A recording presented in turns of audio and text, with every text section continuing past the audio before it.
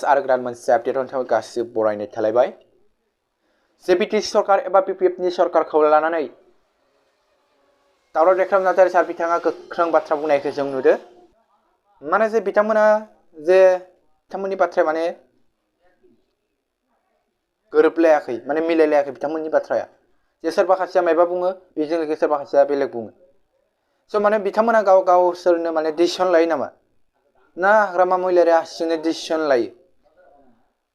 स' बेनि सायावनो गोख्रों बिबुंथि दावराव देख्राम नार्जारि सार बिथांनि। स' नोंथांमोना नायलांबा निस्सय बुजिगोन आरो मिथिगोन। स' नायलांदो बिदिब्ला जय बर' हारि।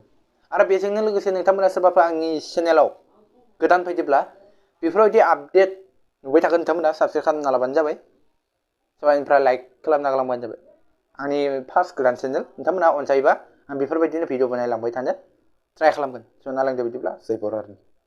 नों ट्राइबेल माने बेल ब्लकखौ सिफायनानै बेयाव एपिडिसिएलनो हगारनाय बेवहाय देरसिन नों सिद्धान्त जानो हाया। बे डेस्ट्राक्टिभ सिद्धान्त बे। ओमफ्राय बेजों लोगोसे ट्राइबेल बेल माने ब्लकनि सिङावनो नोङो सोरबा माने गुबुन हारि मानसिखौ नोङो रिभिल खालामनाय, बेवहाय देरसिन नों माने गाज्रि एग्जाम्पल जानो हाया। दा दिनै बेफोर डिसिसनखौ दिनै बिपि पार्टिया जयै सावरायना सावराया। बाथ्राया दिनै कुइसन जायो आरोखि। ज' सावरायना सावराया पार्टियावलाय, पार्टि लेभेलाव बेखौ सावराया। दा सावरायबाथ' ज' सावरायलायनानै बेखौ जों माबालायनो हायो, रिभिउ खालामनो हायो। दा बिदि जानो नाङा।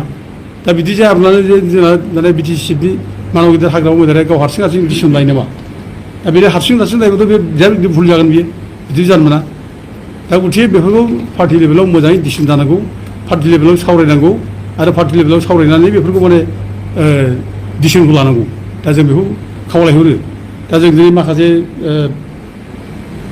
बिटिसिनि जायनाखि स्टेटमेन्टफोर, दा जों बेखौ नायब्ला जों नुयो एसे बिटिसिआव एसे डिसिप्लिना एसे माने ब्रेक जानाय जों नुयो आरोखि। डिसिप्लिनखौ एसे बायनाय बायदि जों नुयो आरोखि।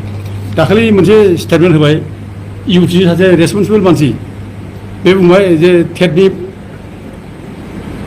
माने इसिबां माने एग्जाम होनाय पास जानाय साख्रिखौ बिसोर थाबैनो खैदिननि गेजेराव होजोबसिगोन ओरैनो बुंबाय आरोखि। दा रायजोफ्रा खुसि बयबो, होनबाथ' मोजाङानो। दा बिनि उनाव सप्ता खनसे उनाव आरो जोंना माने बिटिसिनि मानगोनां EM रबिराम नार्जारिया होनबाय ना टेटनि जायनाखि माने टेट एग्जामाव पास जानाय बिसोरनो जों दानो साख्रि होनो हाया होनना बुंबाय दाना। बे हाइकर्टनि माने माबा दं, डाइरेक्सन दं, केस दं, हाइकर्ट केस दं, सुप्रिम कर्ट केस दं, ओरै होनबाय आरोखि। दा बे रोखोम जुदि माने माबा दङब्ला अब्ला जोंहालाय बोरैथो माने सासे इउथ्सनि लिडारा बेखौ रिन्जय बर' होदों आरोखि। दा इउथ्सनि लिडारा मारै बिदि बुंनो हाखो? बेथ' डिसिप्लिन गैयि जायाखै होनबा बे। हो प्रपारलि हो, मोजां रायज्लायनानै हो। बिटिसिनि माने गभर्नमेन्टआ मा पलिसि लादों मा पलिसि लायाखै बेखौ बिटिसि गभर्नमेन्टनि स्पक्समेन थायो, बिसोर बुंनांगौ। बिटिसिनि माने इडुकेसन डिपार्टमेन्टआ मा जादों मा जायाखै बेखौ इडुकेसन डिपार्टमेन्टआ होनांगौ।